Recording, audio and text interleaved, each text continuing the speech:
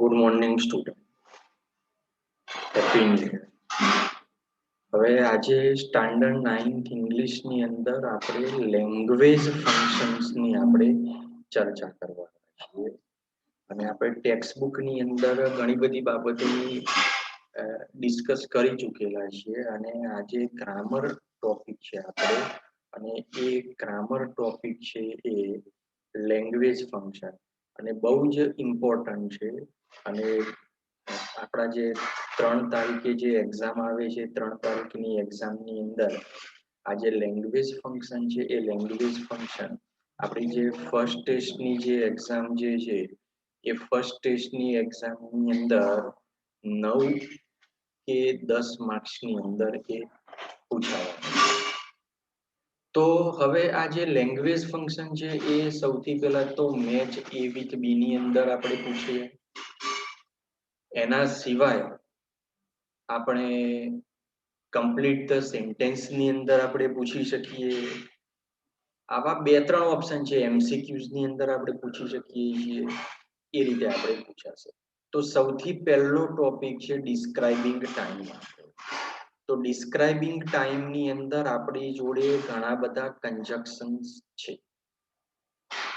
તો હવે એની અંદર કયા કયા મુદ્દાઓની આપણે ચર્ચા કરવાની છે. Now we are going to see these examples જે આપણે અહીંયા સ્લાઇડની અંદર લખેલા છે. એની અંદર સૌથી ફર્સ્ટ એક્ઝામ્પલ છે ડોન્ટ ગો ટીલ આઈ કમ. હું આવું ત્યાં સુધી તું જઈશ નહીં. તો આની અંદર ટીલ શબ્દનો આપણે ઉપયોગ કરેલો છે. બંને સેન્ટેન્સને આપણે ટીલ થી જોઈન કરેલા છે.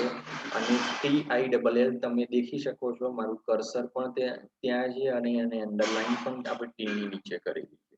એટલે કે ટીલ એ સામાન્ય રીતે ડિસ્ક્રાઇબિંગ ટાઈમ વાળા ફંક્શન્સની અંદર we can use. We have also one another until. until પણ છે. I have not taken the examples of until. તો સેકન્ડ એક્ઝામ્પલ છે આપણી જોડે when I came you were playing. કે જ્યારે હું આવ્યો ત્યારે તું રમી રહ્યો હતો. તો આની અંદર when as a conjunction આપણે યુઝ કરેલું છે.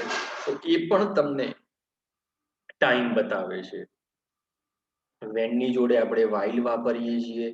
તો while પણ સમય દર્શાવે છે.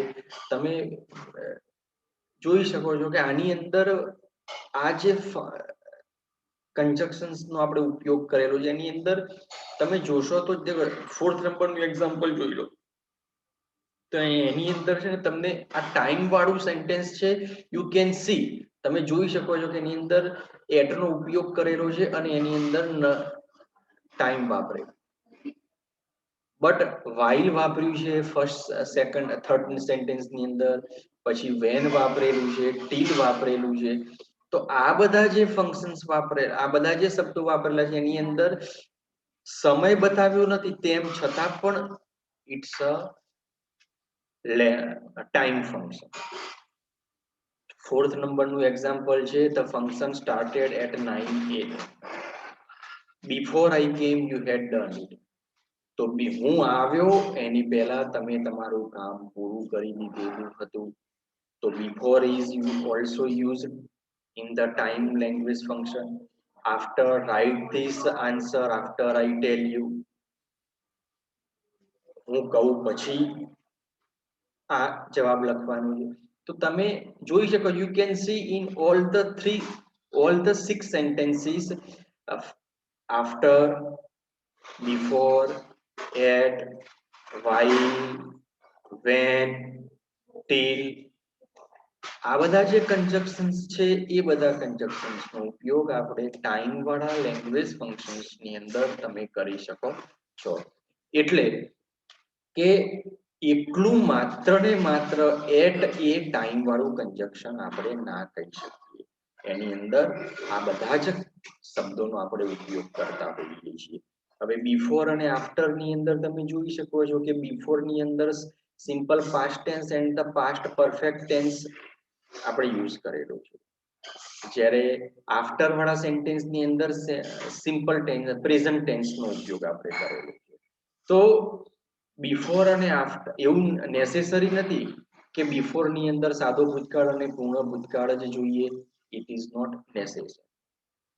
તો આ કન્જક્શન્સ જે છે બધા ટાઈમ વાળા લેંગ્વેજ ફંક્શન છે. હવે નેક્સ્ટ આપણે લેંગ્વેજ ફંક્શન જોઈએ છે કે પર્પઝ. તો પર્પઝ ની અંદર પહેલું સેન્ટેન્સ છે I went to the market to buy a pen. તો જે તમને ટુ આપેલું છે એ ટુ એ આ જે ટુ આપેલું છે એ જે ટુ છે એ એની અંદર આપણે પર્પઝ નો ઉપયોગ કરીએ છીએ. ટુ ની પછી આપણે બાય વાપરેલું છે. તો આપણો પર્પઝ શું છે? પેન ખરીદવાનો આપણો પોતાનો એક પર્પઝ છે. તો ટુ બાય અ પેન. હવે એની અંદર આપણે સો ધેટ વાપર્યું. તો તમે આ પર્પઝ વાળા સેન્ટેન્સ ની અંદર તમે જોઈ શકો છો કે અહીંયા સિમ્પલ પાસ્ટ ટેન્સ આપેલો હોય છે. તો સિમ્પલ પાસ્ટ ટેન્સ ની અંદર તમે કુડ વાપર્યું અને પછી બાય કર્યું. જો અહીંયા ગો આપેલું હોત તો એની અંદર આપણે કુડના બદલે આપણે કેન વાપર્યું. તો સો ધેટ વાપર્યા પછી I could buy a pen. હું બજારમાં ગયો જેથી કરીને પેન ખરીદી શક્યો. તો આ સો ધેટ વાપરીએ એટલે સો ધેટ ની પછી હંમેશા સબ્જેક્ટ તમારે મૂકવો પડતો હોય છે. તો સબ્જેક્ટ તમારે મૂકવો પડતો હોય છે એટલા માટે આપણે આઈ વાપરેલું છે.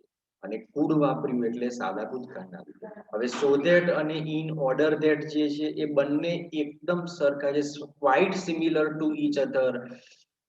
સો ધેટ અને ઇન ઓર્ડર ધેટ ની અંદર કોઈ જ ફરક નથી. બસ માત્ર એક જ ફરક છે કે સો ધેટ ના બદલે આપણે ઇન ઓર્ડર ધેટ આપણે વાપરી દીધેલી છે. તો ઇન ઓર્ડર ધેટ વાપર્યું એટલે આપણે એની અંદર I could buy a pen વાપરવું પડે. નંબર 4 નંબરનો જે સેન્ટેન્સ છે I went to the market in order to buy a pen. તો આની અંદર દેખો થર્ડ સેન્ટેન્સ ની અંદર ઇન ઓર્ડર ધેટ વાપરેલું છે, ફોર્થ સેન્ટેન્સ ની અંદર ઇન ઓર્ડર ટુ વાપરેલું છે. પણ બંનેની સેન્ટેન્સ પેટર્ન જે છે આખી ડિફરન્ટ છે. ધેટ પછી you have to use subject and in order to you can't use subject, you have to use the base verb. એટલે તમે in order to પછી by મૂકેલું છે, જ્યારે in order that પછી તમે I could buy લખેલું છે. This is the difference between the in order that and in order to. Now the fifth number નો જે સેન્ટેન્સ છે એની અંદર with have you to. વિદ્યાર્થી મિત્રો with have you to board ની અંદર પૂછાઈ ગયેલું છે. હવે ફોર્થ સેન્ટેન્સ અને ફાઇવ સેન્ટેન્સ બંનેની કમ્પેરિઝન આપણે કરીએ છીએ. તો ફોર્થ ની અંદર ટુ પછી you can use base verb, while in the fifth sentence you have to use present participle after with a view to. એટલે કે with a view to પછી તમારે ing વાળું રૂપ તમારે વાપરવું પડે. જ્યારે ફોર્થ ની અંદર તમે in order to પછી base verb વાપરેલું છે. તો વિદ્યાર્થી મિત્રો અત્યારે આપણે વાત કરી છે એ પર્પઝ ની. તો પર્પઝ ની અંદર આપણી જોડે આટલા બધા 5 ઓપ્શન્સ છે, જેની અંદર તમે ટુ પછી સો ધેટ પછી ઇન ઓર્ડર ધેટ પછી ઇન ઓર્ડર ટુ અને વિથ અ વ્યૂ ટુ આ બધા જ શબ્દોનો ઉપયોગ તમે પર્પઝ વાળા લેંગ્વેજ ફંક્શન્સ ની અંદર તમે કરી શકો છો. હવે આગળનું એક ફંક્શન્સ બીજું આપણે જોઈએ છીએ એક્શન. આ બહુ જ મહત્વનું છે અને આ તમારા 9th સ્ટાન્ડર્ડ ની અંદર પૂછાવાનું જ છે. હવે એક્શન એટલે શું કે જેની અંદર સિમ્પલ પ્રેઝન્ટ ટેન્સ નો આપણે ઉપયોગ કરીશું. તો દેખો અહીંયા સિમ્પલ પ્રેઝન્ટ ટેન્સ ના જે કીવર્ડ જે છે, તો સિમ્પલ પ્રેઝન્ટ ટેન્સ ના જે કીવર્ડ છે એ always, help, sometimes, usually, often. તો આ બધા જે શબ્દો છે એ સિમ્પલ પ્રેઝન્ટ ટેન્સ ની અંદર વાત, પણ ઉપરના જે ફર્સ્ટ ફિફ્થ સેન્ટેન્સ જે છે, ફર્સ્ટ ફાઇવ સેન્ટેન્સ જે છે, તો એ ફર્સ્ટ ફાઇવ સેન્ટેન્સ જે છે એ ફર્સ્ટ ફાઇવ સેન્ટેન્સ એ સિમ્પલ પ્રેઝન્ટ ટેન્સ ના તો ખરા, but they are in active voice. But in the sixth sentence, છઠ્ઠું સેન્ટેન્સ તમે જુઓ તો એ પેસિવ વોઇસ નું સેન્ટેન્સ છે. It is also in simple present tense. Every year, every day, every night, daily, regularly, usually. આ બધા જે words છે, these words are using the function of action.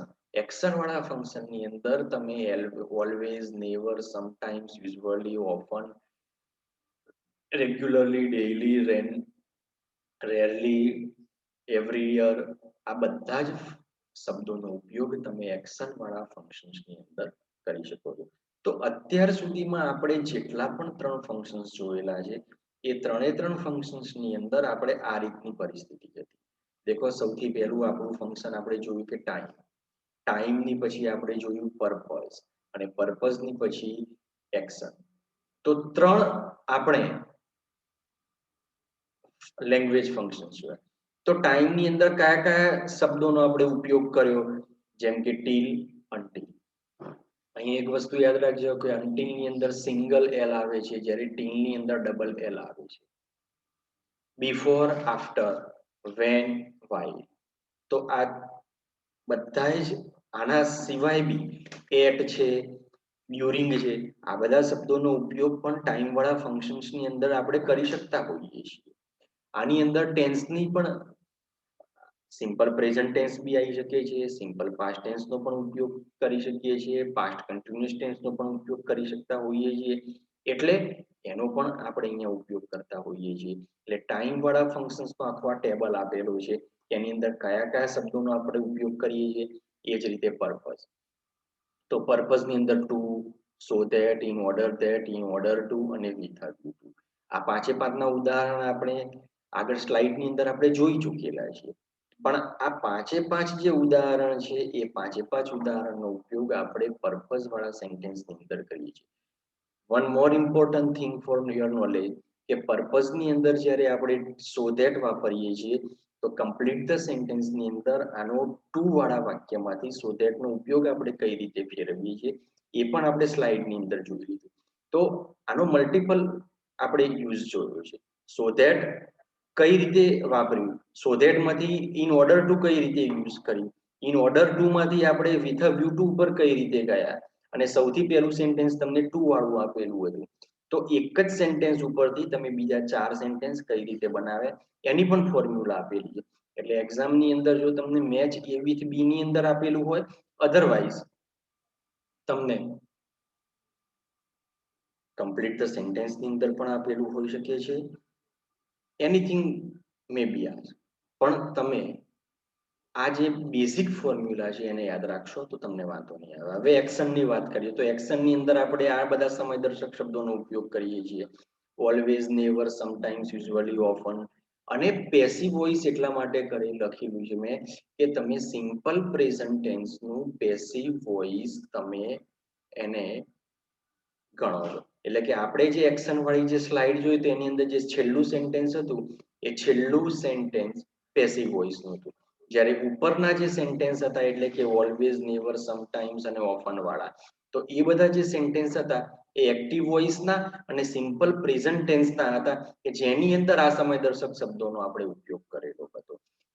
એટલે અહીંયા બસ આજે આપણે આ 3 ફંક્શન્સ ની જ આપણે વાત કરવાના છે. ત્રણે મોસ્ટ ઇમ્પોર્ટન્ટ છે. આપણે 3rd તારીખે ડિસેમ્બર ની અંદર જે એક્ઝામ લેવાના છે એની અંદર આ લેંગ્વેજ ફંક્શન આપણે પૂછવાના છીએ. અને આ ત્રણ ફંક્શન એટલા જ મહત્વના છે. એટલે તમે દરેકે દરેક ફંક્શનને પ્રોપરલી રીડ કરજો અને પછી એની એક્સરસાઇઝ એટલે કે એના જે એક્ઝામ્પલ્સ આપેલા છે એને પણ રીડ કરજો. એ સાથે આપણે આ લેક્ચર અહીંયા પૂરું કરીએ છીએ. જય એચબીકે, ગુડ બાય.